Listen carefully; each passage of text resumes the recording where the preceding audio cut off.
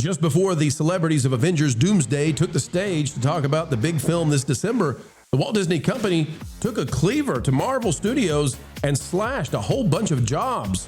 But Lucasfilm is facing even more danger, and the layoffs could be lobbed their way very soon. Star Wars Darth Maul TV show not doing well despite media spin, and The Mandalorian looking grim at the box office.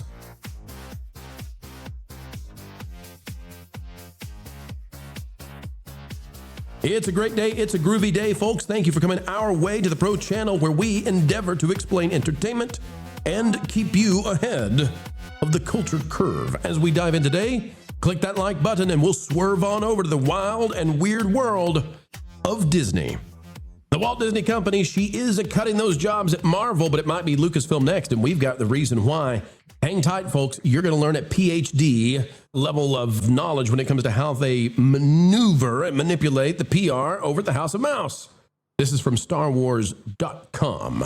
Star Wars Maul Shadow Lord hits 4.1 million views globally after 7 days of streaming on Disney+. Whoopee! The latest Lucasfilm animation series on Disney Plus is officially certified fresh on Rotten Tomatoes. Whoopee! Oh, wait a minute. This is not news. This is not good news at all. Hang on a minute. I'll explain why. We'll show you the data. Ready to go? Star Wars Maul Shadow Lord has already broken records, claiming a rare, perfect 100% score to date on Rotten Tomatoes after its premiere, and continuing to gain praise weekly from press and fans alike. Critics highlight the elevated animation style and a dark, gritty, noir-inspired storyline that brings one of the franchise's most compelling villains into the spotlight. The first episode hit 4.1 million views globally after 7 days streaming on Disney+. Now, you ready for this one? It's also currently the #1 trending series on Disney Plus in the United States, and is ranked as one of the top titles on Disney Plus Top 10 today ever since its premiere. Jonas, only we who study this understand the level of lie here. Jonas, if Disney truly tracked the top 10 streaming shows, what would be #1 every single day? Bluey would absolutely be the #1 on the platform every single day. But it's not, Jonas, and it's not because Disney does not list the top 10 shows in terms of actual viewership. How did they do it, Jonas? They list it according to everything on the platform except for Bluey, essentially. It's never appeared in the top 10. Sometimes the minisodes will, but they're counted as a different series. But there was a time when Bloomberg reported, and we believe them because it's Bloomberg, that Bluey accounted for 1/3 of all streaming on Disney Plus. And so that's mostly because Disney doesn't make it. So our understanding is that what they actually do is they pick the things they want to be in that top 10. And it doesn't mean anything other than what Disney just chose, right? Right. So when Mufasa came out, Mufasa, A Special Look, was near the top spot on the entire platform. Let me tell you, if consistently the making of the thing that's about to come out is a top 10 on your platform, I'm going to say that strains credibility, otherwise known as it's a bunch of baloney. The idea that when Netflix drops the next Stranger Things, that the podcast that they do after the episodes talking about Stranger Things is the #1 thing on the platform. No, that's not how viewing habits work. And, so just to explain, they're eliminating for their primary audience, which is kids.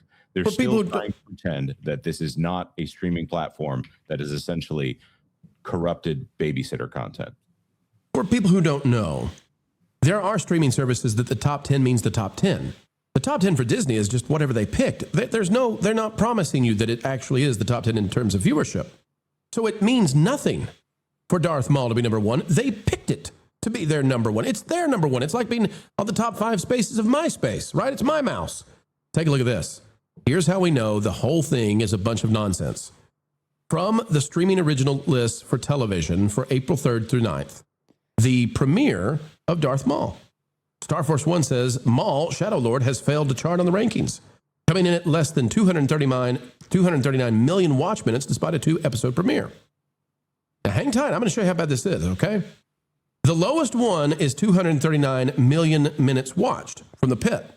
Now, we've combined the 2 episodes of Maul, Shadow Lord. It's about 44 minutes of runtime. And what does that mean, folks? How many people actually tuned in? How many minutes were streamed? Well, if you take the 4.1 million viewers that we are told they had, okay, and you figure out the number of minutes that would be watched based on that, okay, if we go there, one episode would give them 90 million minutes. 2 episodes would give them 180 million minutes if every one of those 4.1 million watched it. How far does that put them down? They doubled up the episodes, and they came, folks, probably about 100 million minutes short, considering that surely not everybody watched both episodes, and surely not everybody watched them to the full length. We're trying to be kind to them. They came in 100 million minutes short of The Pit. Yeah. Who even has heard of The Pit? Well, The Pit is big on HBO Max, but look, it's the top and the bottom of the list. It's 2 different seasons of The Pit. So the thing I'm going to point out here is this is after 7 days. I remember when Disney Plus used to announce their streaming numbers after 3 days. So now they needed to get to that 4 million number, but they're trying to not let people notice that after 7 days part of it. So I think Loki got in its first season, I want to say 14 million. I don't know. I don't remember the exact number, but we used to have 4 times the viewership in less than half the time. So this is the biggest thing on Disney Plus that Disney themselves makes. But that's really not saying anything at all. Reruns of Grey's Anatomy trounce this every day of the week. Reruns of The Golden Girls are probably beating Maul, Shadow Lord right now. So okay.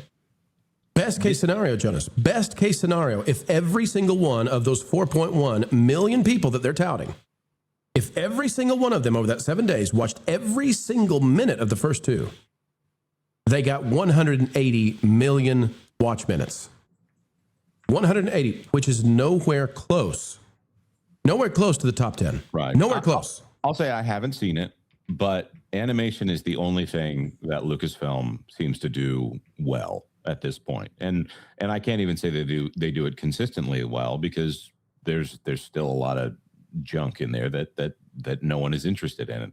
But Darth Maul is probably the most popular character that Dave Filoni has taken over since Ahsoka. If they did an Ahsoka series in animation, I'm pretty sure it wouldn't do well at this point. This is the best effort of Disney's worst pillar brand at this point. Mandalorian and Grogu is on track to be beaten by The Devil Wears Prada 2, and now we have nothing out of this studio that was supposed to be the thing that would revive the Disney company. We have this weird video of some guy dressed like Han Solo that doesn't look like Han Solo. He looks like Han Solo's Italian kid brother that got invited to dinner. He doesn't look like Harrison Ford in any way. This is a company that is trying their best to say that this is something that they should have spent $4 billion on, but they put all the wrong people in charge of it, and now they have just the remnants, the shell of what was there.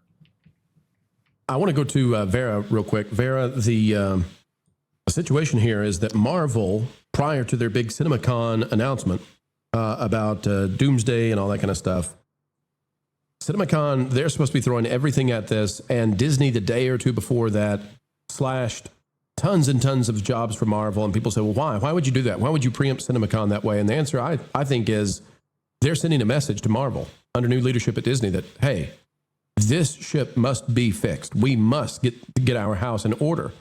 But Lucasfilm, I believe, is far worse. So, Vera, should we be expecting, considering this Darth Maul situation, the Dave Filoni situation, the Mandalorian Grogu box office projections, should we be expecting Disney to come down hard on Lucasfilm anytime soon, or do they just let them languish forever? I think it's tough because I do think that they know the strength that Lucasfilm once had in terms of consumer confidence, and they want to get back to that. But at the same time, it's almost like they don't care as much as we do.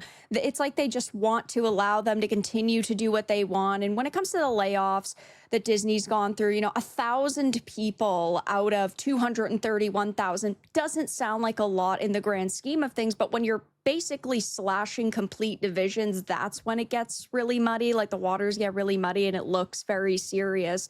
And I do think that Lucasfilm is going to be hit by layoffs. I do think that they are going to be monitored a little more closely for now, just because of leadership shakeups. But I generally think that they are going to be allowed to sort of do whatever they want. And, we were just talking a minute or two ago about the time frames. Oh, it's been 7 days and they haven't, talked about it, when, if this was majorly successful, they would want to brag about it. But we also see that happening in the video game industry. It used to be that video games released on Friday and you would have Friday, Saturday, Sunday numbers, and that was it. Well, now a lot of developers release their games on Thursdays, and then it's Thursday, Friday, Saturday, Sunday. And then if it's a long weekend, then you have Thursday, Friday, Saturday, Sunday, Monday. And so these companies are all very particular now about when they're releasing their games, and also movies and TV shows. And really, they're just manipulating the numbers that they are able to put out. And in some cases, they just don't announce numbers because they want to hide them for as long as possible. Sure. And then the idea that Disney curates and manufactures the top 10, and then the press releases now are citing that as if it's real. It's kind of devious. Ron, go ahead, Vera. You had something else to add on that? Well, right, because statistics, is based on the data you want to use. So they just create the criteria they want to use to define the top streamed shows on their platform. And yeah, they are the ones who are setting the criteria, not others outside. So it's complete and utter BS. And they'll change the criteria to fit the narrative they want to show. And that's why, by the way, I believe they want to hide the box office numbers down the road. I think they tried to do this 2 or 3 years ago. They tried to use the pandemic as a way to gain leverage over AMC and the others. They were not successful, but this is why I think they've been hiding Star Wars from theaters for so long. They know the box office is going to just hose them. It's just going to be embarrassing, humiliating. But Ron, what if I told you there's something even worse, perhaps? You ready for this one? Yeah, ready. Ron, Jonas just sent this to me. This is Disney Parks today, releasing Leia is coming to the parks, to Disneyland. We thought they could get at least one thing right. God bless this actress. No, that's Yelena Belova from the Thunderbolts. I don't know why she's in the Millennium Falcon. God bless her efforts, but she can't help it. My gosh. What version of Leia is that supposed to be? I hate this so much. It looks like just the version of Leia they'd put in Fortnite. Like just the low effort, low tier doesn't really look like her. Looks like Spirit Halloween Leia. I'm going to go back to the fact that they had Luke, they had Han, they had Leia, they had all of them correct in the Star Wars Weekends days 15 years ago. Okay, that they were all there. They were all in the park. Ironically enough, where would you go to see them? The Darth Maul, which was it's kind of a funny, hilarious play. I just think that when Disney Parks back in the day was doing Star Wars Weekends, whoever was in charge of that understood the fandom. They do not. Nothing that Disney has done since they have owned Star Wars has been in the right direction. And when it was in the right direction, and when it got close to going in the right direction, well, they fired her. So that was horrible. It's really sad. It's Star Wars it's a tough tale because going into Disney owning Star Wars up to that point, most of it had been good. There was some issues with the prequels, but going back now, you look at the prequels, you're like, okay, so yeah, the prequels were way better than anything Disney has given us. And I'm looking at this and going, this is actually the very reason why Disney cannot do layoffs yet at Lucasfilm. They have to let this film release, because any layoffs at Lucasfilm now would make the box office even worse for this movie than it's going to be. So, and then once this movie comes out, then they can use that as an excuse or as a reason why they're doing the layoffs at Lucasfilm. I do think they're coming down the pipeline because it just makes sense. Marvel is far enough away, like Doomsday is far enough away. You don't have to worry about that. Spider-Man, no matter how good it does, is still Sony shared property. It's really Sony owns that IP. So I don't really understand. At some point in time, under Bob Iger's leadership, the creative side of Disney just completely collapsed, and they just seem to have no clue what to do with any of these properties, all going the wrong direction. Even I'm actually watching something that apparently very few people are watching, which is the Daredevil Born Again series. And maybe I would get around to watching Darth Maul, but I'm not completely as out of Marvel as I am Star Wars yet. And it's okay, but fundamentally watching it, I realized that the characters, when handled by Disney, are just fundamentally misunderstood. And it just seems to be that there is such a strong faction in the creative departments over at Disney and anything that they're putting out that are just controlled by their ideology, that ideology infects like a disease every one of the stories that they try to put out to the public. Let's bring in somebody who's chomping at the bit right now to weigh in on Star Wars and whether or not Lucasfilm deserves 1,000 layoffs too. Folks, please welcome to the stage. It's Lorne Connor. Lorne, you're muted, but not in intellect, sir. Am I really chomping at the bit at this point? Lorne, I'm so sorry. I'm so sorry. Lorne, the question for you is, should... It's like walking into a room full of hungry wolves. Wolves Lorne, that Dave Filoni put there. Lorne, you've loved Star Wars. My question, though, is I want to throw a positive spin to this. Lorne, that'll be nice for a change. Should Disney cut jobs at Lucasfilm in the same way that they have done at Marvel and hand Star Wars off to third parties and just have some oversight, but get it out of Lucasfilm and Dave Filoni? What do you say to that? Yes. I've been banging that drum for the longest time ever because the third-party licensees were the ones that actually cared about the property and making a profit. The problem that they have now, in a lot of ways, is that they have gotten rid of so many of the talent that actually made Star Wars work. They got rid of the old guys, and they replaced them with a bunch of guys that didn't really like the property and wanted to make it into the platform that they could spew their message from. These people aren't fans. They don't care about its survival. They care about its ubiquity and the ability to push out their ideals. Those people can't fix this. The only way that you can fix this is to have a single person who's a visionary, who cares about the property, wants to see it healthy, who is acting as the final say for what is and is not going to be released. As long as they continue to try to make these things by committee, it's going to continue to fail.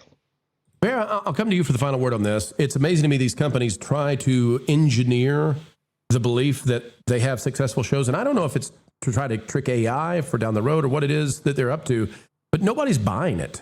Like, no, if nobody's talking about it online, except for some bots, nobody is thinking, oh man, this Darth Maul show, man, that's really hot right now, because nobody sees it. Halloween costumes, backpacks, lunch boxes, action figures, nobody's buying that stuff. It's not tricking anybody anymore.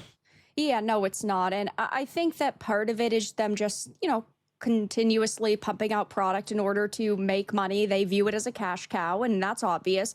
But, my default is going back to video games, but just look at who they have on Star Wars right now. We had Star Wars, Jedi Fallen Order, and Jedi Survivor, which sold fantastically, over 15 million copies between those two games. But the person that they had writing the tie-in Star Wars novel was Sam Maggs, who previously, in 2015, said that she was graped in Grand Theft Auto, and that's why we needed to ban that entertainment. And so you have people who are working on Star Wars and working on these tie-in novels and these video games who don't care about the property at all, and they never will. And so unfortunately, Star Wars just isn't going to change anytime soon, and these people live in this echo chamber and exist in this bubble of toxic positivity in the studio. So they constantly pat themselves on the back and say, we're doing good, we're doing amazing, everything's going fantastic, when really it isn't. But we're the only people that can see that. They can't, because they're so blinded at this point in time. Obviously, like, Dark Horse made better Star Wars, and the people that were behind that were extremely passionate. Their expanded universe was awesome. So what happened? Disney killed it. Dark Horse cared, but now they're gone. And, you know, these shows, they're here and gone. They're going to be around as they're airing, and then they're just going to disappear and fade away because nobody cares about them. Well said. And it's at the demise of these companies who tried to turn all of these shows into propaganda. The Hollyweirds don't understand how it is we do what we do, bringing you video after video every single day of the utmost highest excellence and quality. But folks, we do it because of you. We appreciate you. You are seen and heard here on the Pro Channel. Make your voices heard, folks, by doing one last thing before we say goodbye for a short time. Consider clicking the like button, share, subscribe, and you know what? That notification bell, click it and stick it to the algorithms. Also, drop a comment down below and let us know your thoughts. And don't forget, folks, we've got even more content on the way. If you'd like to become a member, it's just the price of a soda per month, and you'll gain access to all kinds of exclusive content beyond what the public sees, including archival footage of the Pro Show that goes away after just a few days from its public release. Folks, we hope we get the honor of spending time with you again soon, and until then, keep learning, keep growing, and as always, keep having fun.